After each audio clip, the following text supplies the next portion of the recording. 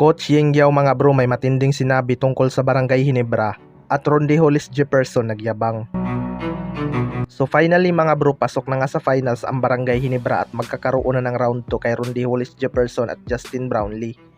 Itong dalawa nga ang posibleng maglalaban sa Best Import Award. Hindi naman may tatanggi na may laban talaga sa BPC Award itong si Rondy mga bro, dahil maganda din talaga ang naging performance nito buong conference. Ganon din naman si Justin Brownlee mga bro. Hindi ganon ka-impressive lahat ang kanyang scoring, pero yung kanyang impact sa kanyang mga teammate ay napakalaking bagay. Kaya kahit umi-score lang itong si Justin Brownlee ng below 30 points, nananalo pa rin ang Barangay Ginebra. Pero ayon nga kay Rondy Hollis Jefferson mga bro, hindi daw siya papayag na matalo ni Justin Brownlee ngayong finals, kaya mas gagalingan niya pa at hihigitan pa niya ang kanyang performance. Well, para sa akin mga bro, magandang match-up talaga tong rematch ni Justin Brownlee at Rondy Hollis Jefferson. First time nga nilang maglaban ngayong conference, pero this time mga bro maraming ang nagbago sa kanilang lineup. Nawala nga si Mikey Williams na katulong ni Rondy Hollis Jefferson sa opensa, pero may mga pumalit naman gaya ni Calvin Oftana at Rinam Batak. Ganon din sa Barangay Ginebra, walang Jimmy Malonzo pero may RJ Abarrientos, Maverick Ahanmisi at Stephen Holt. Kaya siguradong magiging dikit lang ang series na to. Sa kabilang banda naman mga bro, Coach Yeng Yao may matinding sinabi tungkol sa Barangay Ginebra.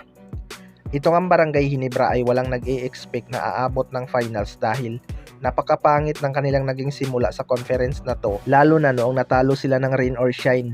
Makikita mo talaga yung kawalan nila ng chemistry. Pero naniniwala nga si Coach Yeng Yao mga bro na hindi pa totoong Barangay Ginebra ang kanilang nakalaban. Kaya sa kanilang naging rematch nakabawi nga ang Barangay Ginebra. Hindi nga nagkamali si Coach Yeng Yao mga bro dahil nasa finals na nga ang Barangay Ginebra. Naging malaking faktor pa nga ang kanyang target sana na rookie na si RJ Abarrientos.